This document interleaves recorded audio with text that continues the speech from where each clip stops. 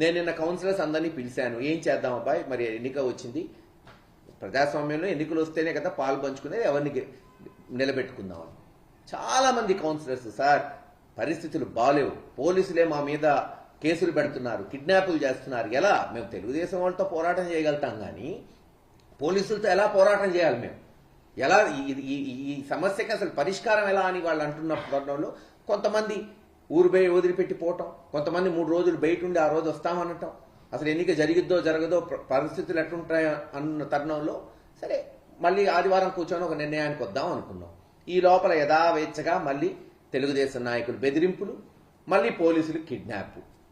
ఈరోజు చూశారు మీరందరు వీడియో కూడా, మహిళ మా కౌన్సిలర్ భార్య నైట్ ఈ వీడియో అఫ్కోర్స్ అందరికీ చేరింది, ఆమె వాయిస్ వినపడింది.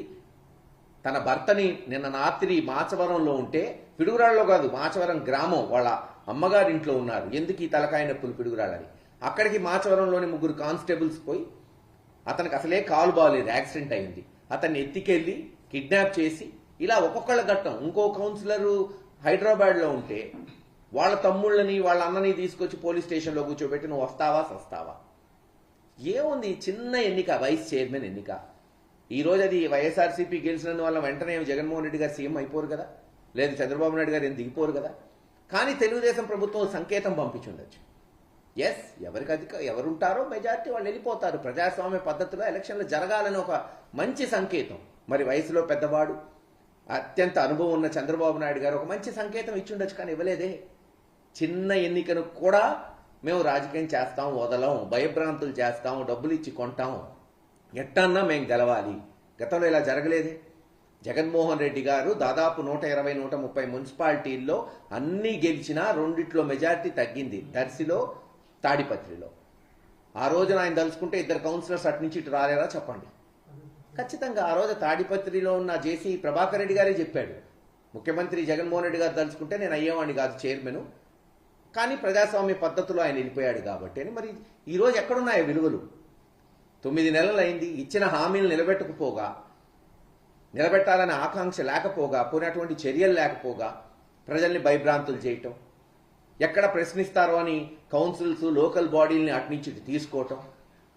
నిన్న పాపం సుబ్బారావు గారు మా చైర్మన్ గారు జగన్మోహన్ రెడ్డి గారిని కలిశాడు, అధ్యక్షుడిని నేను తీసుకెళ్తే ఆయన చెప్పేది అదే, సార్ మా ఫ్యాక్టరీకి తాళాలు వేశారు, జానపాడు రోడ్లో ఉన్న ఫ్యాక్టరీకి, నన్ను పార్టీ మారాల్సిందే అంటున్నారు, మారకపోతే పిల్లల మీద నా మీద కేసులు పెడతామంటున్నారు. ఏం చేయాలి? ఒక ఆర్యవైశ్యుడు, ఏదో పెద్దవాడు, వయసులో ఉన్నవాడిని బెదిరిస్తే ఏం చేయగలుగుతాడు అతను? ఎంతవరకు పోరాడగలుగుతాడు? తెలుసు, నేను ఇప్పుడు ఇచ్చిన వెంటనే ఆయన చేత స్టేట్మెంట్ ఇప్పిస్తారు, లేదు నన్ను ఎవరు బెదిరించలేదు. ఇంతేగా ఇందాక కౌన్సిలర్కి చెప్పినట్టు, కౌన్సిలర్ని వదిలిపెట్టేటప్పుడే చెప్పారంట, నువ్వు ఇమీడియట్గా స్టేట్మెంట్ ఇస్తేనే వదిలిపెడతామని. మరి ఇవ్వక సస్తాడా పాపం? పోలీసులు దెబ్బకి ఇవ్వక ఏం చేస్తాడు? నన్ను ఎవ్వరూ తీసుకెళ్లలేదండి అని స్టేట్మెంట్ ఇచ్చాడు. ఏదో హైకోర్టులో హెబియస్ కార్పస్ వేశాం కాబట్టి వెంటనే వదిలారు. ఒక చిన్న ఎన్నికని రాష్ట్రమంతా చూసేటట్టు ఇంత రాద్ధాంతం చేయాల్సిన అవసరం ఉందా? ఈరోజు ప్రజలు గమనించాలి. అంటే వాళ్ళ యొక్క దిగజారుడుతనం, తెలుగుదేశం ఒక ప్రభుత్వం ఒక దిగజారుడుతనం ఈరోజు ఆంధ్ర రాష్ట్ర ప్రజలు గమనిస్తున్నారు.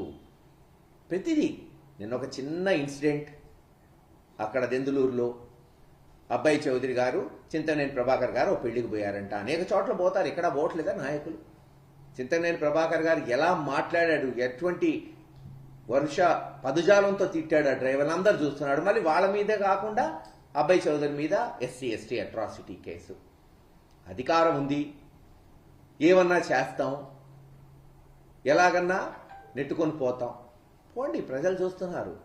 ప్రజాస్వామ్యంలో అంతిమంగా ప్రజలు అన్ని గమనిస్తున్నారు. మీకే తెలిసింది కదా, వచ్చే 4 ఏళ్ల తర్వాత జరిగే సార్వత్రిక ఎన్నికల్లో ఈ చేస్తున్న పరిస్థితులన్నిటికీ ఎటువంటి తీర్పు ఇస్తారో, ఆ రోజున మిమ్మల్ని ఎలా శిక్షిస్తారో అవకాశం ఇచ్చారు. చేయండి, ఇచ్చిన మాట నిలబెట్టుకోండి.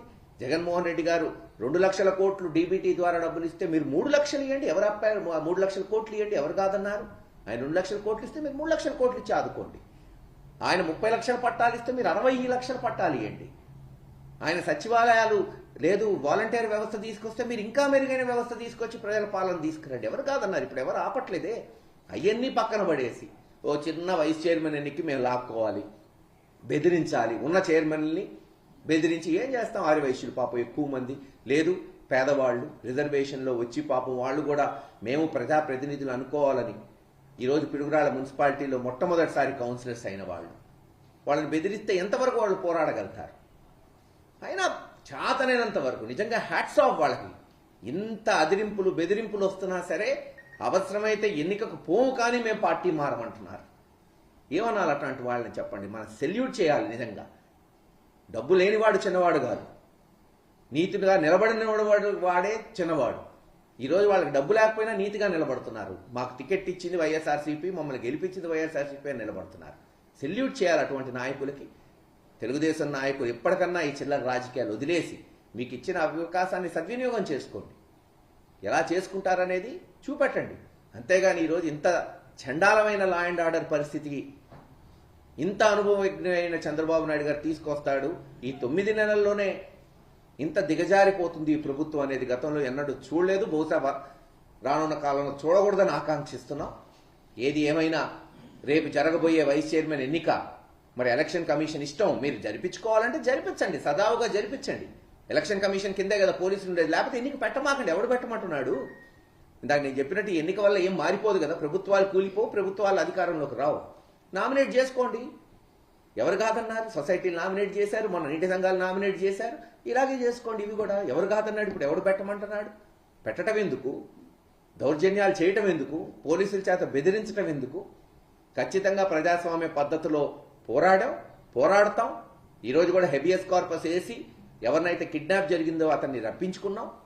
రానున్న కాలంలో కూడా మా ప్రయత్నాలకు ఎక్కడా కూడా మరి ప్రయత్నాల లోపం లేకుండా ముందుకు పోతామని తెలియజేస్తున్నాం.